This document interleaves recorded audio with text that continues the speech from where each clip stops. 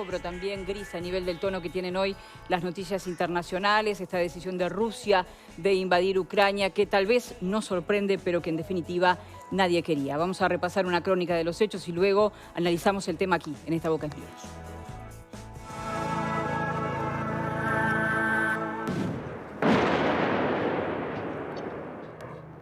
Más de 40 soldados ucranianos murieron en los ataques perpetrados por el ejército ruso contra aeródromos y bases militares en territorio de este país, según informó la presidencia de Ucrania.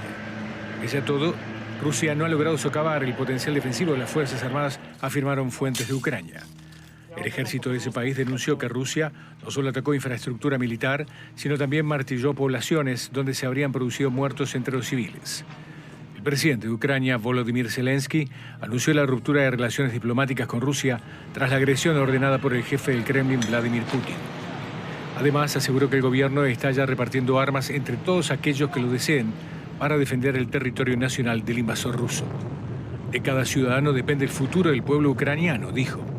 Zelensky destacó también que el ejército ucraniano está enzarzado en duros combates en toda la geografía nacional, desde el Donbass a otras regiones del este, norte y sur. El enemigo ha sufrido graves pérdidas y sufrirá aún más. Ha venido a nuestra tierra, precisó. En tanto, el Centro de Comunicaciones Estratégicas y Seguridad Informativa de Ucrania aseguró que el ejército de este país recuperó la ciudad de Shastia, en la región de Lugansk, y aniquiló a 50 efectivos rusos.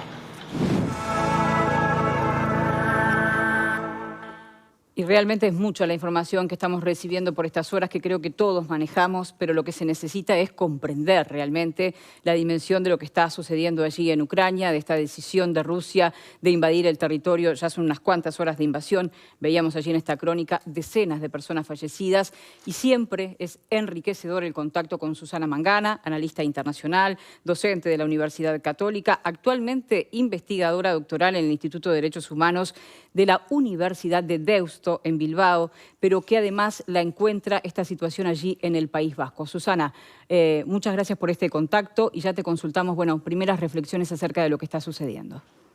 Muy buenas tardes, gracias a vosotros por esta oportunidad de dar a conocer, al menos desde aquí, la impresión que me estoy llevando día a día de un seguimiento de una noticia que, como tú decías, hoy han saltado todas las alarmas. Como dices tú, el clima es gris. Ciertamente que sí, también aquí en el País Vasco, pero a nivel de las cancillerías europeas. Pero lo triste, Verónica, es que esto se venía cocinando desde hace mucho tiempo. Tenemos que remontarnos por lo menos al año 2014, a lo que fue la anexión de la península de Crimea por parte del presidente Putin, pero también su apoyo tácito, enviando tanques, enviando armas, enviando militares para entrenar a las milicias prorrusas en la zona del Donbass, en esas mismas regiones que hoy, el lunes pasado, vamos a decir, firmó o autorizó el reconocimiento de su país a la independencia, supuesta independencia de esas milicias prorrusas en una zona que todavía pertenece a Ucrania. Con lo cual tenemos que lamentar, primero que nada, lo que es una agresión en toda regla. Si ya era un mal precedente ese reconocimiento unilateral de Putin y de Moscú a la pretendida independencia de esas regiones del Donbass, mucho peor, más grave ha sido la escalada de tensión y este salto cualitativo al lanzar un bombardeo sobre algunas ciudades como Odesa, Kharkov, pero también Kiev. Y hay que lamentar no solo decenas ya de muertos, por lo menos 13 personas, pero también heridos y, por supuesto, centenares y miles de ciudadanos ucranianos que han tenido que huir con lo opuesto. Realmente sobrecoge, Verónica, las imágenes de mujeres, algunas muy mayores, llorando, desorientadas en la calle, diciendo ¿a dónde debo ir? No conozco dónde hay un refugio, y estamos asistiendo en vivo y en directo a una guerra a las puertas de Europa. Realmente muy claro la descripción y sin duda que uno se pregunta, ¿por qué? Tú decías que hay que remontarnos, al 2014, seguramente más atrás. Y aquí antes de comenzar el programa lo conversábamos también con los compañeros panelistas y decíamos, ¿qué tiene Ucrania? Porque estamos acostumbrados a que cuando está Rusia, cuando está Estados Unidos y cuando hay determinadas potencias allí empuja en medio de un conflicto, hay un interés muy particular sobre ese territorio. Bueno, estás poniendo, como siempre digo yo, el dedo en la llaga. Estás haciendo la pregunta que me gustaría que todos se hagan. ¿Por qué Ucrania y por qué esta obsesión del presidente Putin por evitar que Ucrania ingrese en la OTAN, en esa organización del Atlántico Norte? Es decir, lo que realmente quiere evitar el presidente Putin es que Ucrania y otros países que otrora, que antaño eran parte de la Unión Soviética, se acerquen a la Unión Europea, pero que además pidan o tengan como objetivo estratégico el ingreso en la OTAN. Y además Ucrania desde tiempos inmemoriales, ha sido desde muy antiguo una barrera defensiva para Rusia, que tiene flancos débiles. Uno de ellos justamente es por esa zona que hoy ocupa el territorio soberano e independiente de Ucrania, que ya desde hace muchos años, desde muchos siglos atrás, fue parte de esa debilidad estratégica defensiva que tiene Rusia, que es un país gigantesco. Esa es la verdadera razón por la que Putin está atacando hoy a Ucrania, que ya venía amenazando no solo a Ucrania, sino a los países bálticos, a Lituania, Estonia, Letonia, e incluso hoy Finlandia se siente amenazado por esta actitud imperialista del presidente Putin. ¿Qué ha pasado en estos días? Tú decías, bueno, si bien este es un conflicto de larga data, veíamos cómo las negociaciones eran, bueno, realmente ingentes para tratar de que no se llegara a la situación que hoy está como tapa de todas las noticias. ¿Ha fracasado el sistema internacional? Porque uno veía, por ejemplo, al secretario general de Naciones Unidas prácticamente que llorando, implorando a Putin que no concretara esta medida. Así es, Antonio Guterres ha estado solicitando de manera muy clara, muy compungido, que le haga un servicio a la humanidad, que apueste a la paz, que retire a sus tropas, pero ya sabemos que Putin no lo ha hecho y no lo va a hacer. Yo creo que el presidente Putin realmente tiene esa determinación de los países imperialistas, de lo que yo llamo en otras ocasiones el irredentismo, todo aquel país que supo ser imperio y quiere retener visos de ser todavía un imperio. Esa determinación la ha demostrado Putin no solo ahora con Ucrania, sino anteriormente también con Osetia del Sur. Desde allí envió tropas a Georgia, lanzó una guerra en el 2004 contra los georgianos. Tenemos también su accionar en la guerra todavía sin fin de Siria, cómo ha ido avanzando hacia el norte africano, en el Mediterráneo, en Libia, pero también hacia el África subsahariana. Es decir, es un país que pretende recuperar músculo militar y una posición geopolítica de fuerza importante. Yo creo que ha habido un error de cálculo de parte de las potencias occidentales. Una vez más la Unión Europea apostando a una diplomacia, pero sabiendo que tiene muchos puntos débiles, entre ellos la falta de consenso interno. Y no podemos desmerecer o de alguna manera olvidar, Verónica, que falta el liderazgo clave que supo tener una mujer como fue Angela Merkel de Alemania. Yo creo que Putin está aprovechando esta falta de liderazgo en la Unión Europea, un Boris Johnson que ya no es estrictamente parte de esa unión, pero que sigue siendo un país importante a nivel de Europa, pero que está con un Boris Johnson embretado en sus propios dilemas internos, la falta de liderazgo también de Gran Bretaña hoy día a nivel de la Unión Europea y, por supuesto, con un presidente Biden con el que no tiene la misma sintonía, la misma empatía que supo tener con el presidente Trump. Pero no nos llevemos a engaño.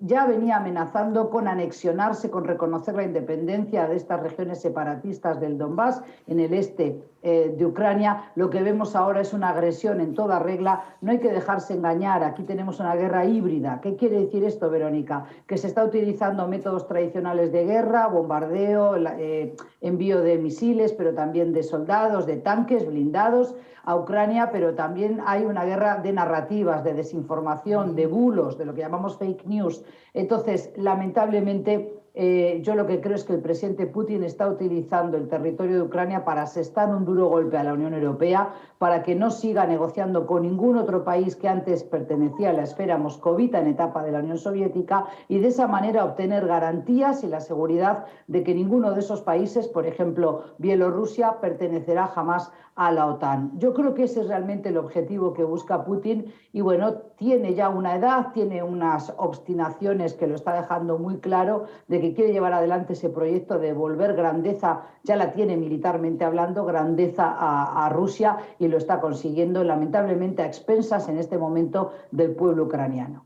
¿Y cuáles son las herramientas que tiene esa comunidad internacional hoy con liderazgos debilitados para poder revertir la situación? Por estas horas se estaba reuniendo el G7, bueno, Biden estaba participando de esa reunión buscando, por ejemplo, definir un paquete de sanciones. ¿Son las sanciones las que puede temer Putin?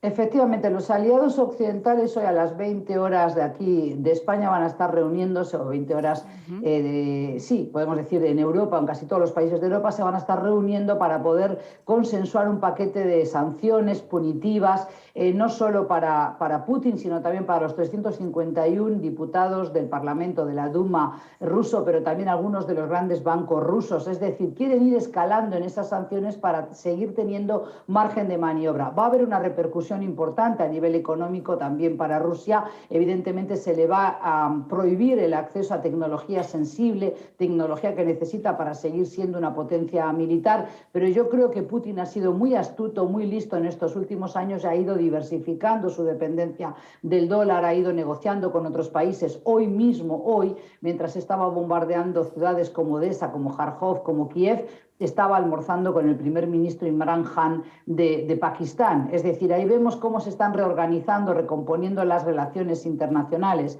Yo creo que han pecado de naif los países occidentales y, como vuelvo a decir, creo que falta el liderazgo de Angela Merkel en esta Unión Europea. Macron lo ha intentado, pero una vez más ha fracasado. Y yo creo que lo que también falta, y lo percibo aquí donde estoy en el País Vasco, es empatía a nivel de sociedades europeas. Me duele mucho como europea tener que reconocer que no hay interés en la sociedad. Es decir, hay una apatía, Verónica, que sirve para ocultar este tipo de maniobras. Fíjate que si uno habla con jóvenes universitarios aquí, te reconocen que no sabían lo que ocurrió en el 2014, que no sabían que había una guerra en curso, en marcha hasta esta mañana. Entonces, realmente solo saltamos cuando las alarmas ya han sonado. Y esto es lo triste, y creo que esto hay que evitarlo, por lo menos en Uruguay, donde también soy docente, o he sido docente muchísimos años. Creo que hay otro interés por conocer lo que pasa más allá de las fronteras uruguayas, y qué bueno que así sea.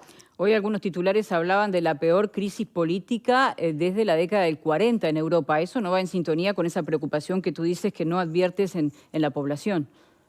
No, te puedo asegurar que antes de tener contacto con vosotros he realizado alguna nota internacional también para otros medios, pero he estado conversando hoy muchísimo con jóvenes y con no tan jóvenes aquí en Euskadi. Los más mayores sí se acuerdan de algunas situaciones, Chernóbil y demás, pero evidentemente falta mucho conocimiento, y eso es por qué, es las razones detrás de esta agresión, de esta invasión, porque hay que llamarlo así, es una invasión de Rusia hacia Ucrania, a un país soberano. Reconozcamos que esto es una flagrante violación del derecho internacional. No es envío de fuerzas para el mantenimiento de la paz, como quieren decirnos los líderes o aquellos que defienden el discurso oficial de Putin, pero Verónica, yo percibo esa apatía, esa falta de interés. No va a haber, no hay manifestaciones masivas en Europa, si te das cuenta, no hay imágenes de manifestantes nacionales de Francia o de Bélgica que protesten en contra de esta guerra, y sin embargo está a las puertas de Europa, es Ucrania. Cuando yo hablaba de la guerra en Siria, cuando hablaba, también sé que tenemos en el panel a un querido y viejo amigo como es Pepe Sena, cuando con él comentábamos las crisis de Oriente Medio, yo intentaba comprender por qué esa apatía europea, por ejemplo, y decía, es que está muy lejos, pero es que Ucrania no está lejos. Hoy las estaciones de metro de Kharkov, o muchas personas que salen a la calle, como dije, llorando con un carro de compra, llevando sus pocos enseres a cuestas, no saben a dónde ir y se refugian en una estación de metro. Realmente nos debería avergonzar como seres humanos que en el siglo XXI haya gente que pueda pagarse un viaje exótico a Marte y otros tengan que huir en la noche lamentando que sus casas pueden ser bombardeadas de un minuto a otro. Realmente yo no llego a comprender qué está pasando en este mundo desquiciado, donde además lo que he hecho en falta son líderes que realmente ejerzan ese liderazgo. Ni Putin respeta a Biden, ni Putin respetó a Macron, y por supuesto no teme ahora las sanciones económicas de la Unión Europea. Llegarán y harán mella, pero por ahora el que está jugando fuerte y apuesta duro y parejo es Putin de Rusia. Tengo que consultarte, Susana, tú lo decías, has vivido muchos años en nuestro país. ¿Cuáles son las repercusiones para América Latina, para el Cono Sur más concretamente? Porque a veces también, por más que lo miramos con preocupación, no somos conscientes de las repercusiones que estos conflictos generan a nivel de muchas aristas, por ejemplo, la económica.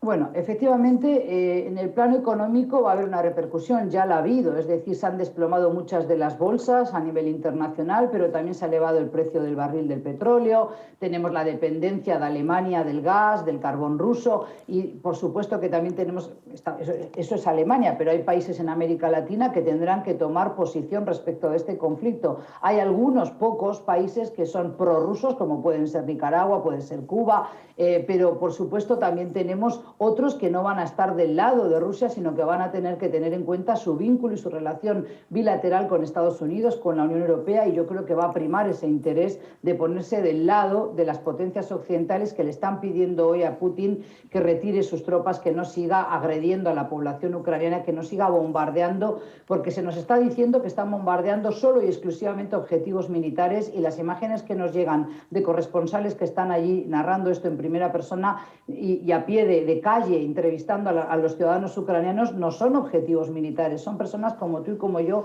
que tienen que salir a la calle con sus niños, con sus padres ancianos, otros que han abordado autobuses para salir hacia la primera frontera que les abra las puertas, y yo como persona que trabajo hace muchísimo tiempo con refugiados y con migrantes me preocupa otra vez hablar de personas desplazadas forzosas internas en su país, pero también otra vez los migrantes, aquellos que tienen que huir de la guerra y que no saben si van a ser bien recibidos en los países vecinos, si Bielorrusia les va a cerrar la frontera en las narices, si Polonia los recibirá, etcétera. Entonces, las consecuencias para América Latina es que van a tener que tomar posición y habrá que ver cuánto dura esta contienda, este nuevo conflicto bélico que tenemos, porque no es si habrá guerra o no, ya ha estallado la guerra y esto se venía, como digo, gestando desde hace tiempo. Aquellos que me han escuchado en otras oportunidades saben que desde el año 2016, por lo menos, yo tomé conciencia de que los países bálticos, pero también Bulgaria y otros como hoy Finlandia, que incluso va a solicitar probablemente el ingreso a la OTAN, esto es grave,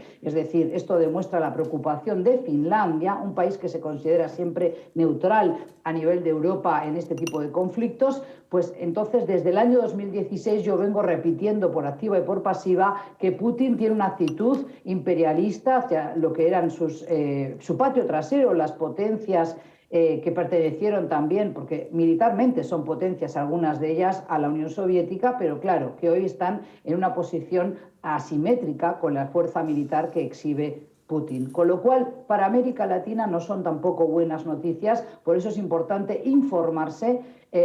Seguramente habrá mejores expertos que yo, pero al menos hago el intento de explicarle a los ciudadanos, e incluso me encuentras ahora haciendo un trabajo titánico de apostolado, hablando con los jóvenes, con las personas aquí en la Universidad de Deusto, de que se preocupen, de que miren videos, de que escuchen las noticias, porque no es de recibo que en el siglo XXI tengamos una guerra a las puertas de Europa y aquí no nos estemos dando por aludidos. Susana Mangana, analista internacional en directo desde el País Vasco, muchísimas gracias por ayudarnos a comprender y armar un poco este puzzle que está bastante complejo. Muchísimas gracias a ti y un saludo para toda la audiencia y para mi querido amigo Pepe Sena, que sé que está ahí contigo. Gracias. Muy bien, hacemos nosotros una primera pausa y a la vuelta va a hablar el viejo amigo de Susana Mangana, Pepe Sena, y los demás panelistas, porque sin duda hay mucho para decir y preguntarse sobre este conflicto. Ya regresamos.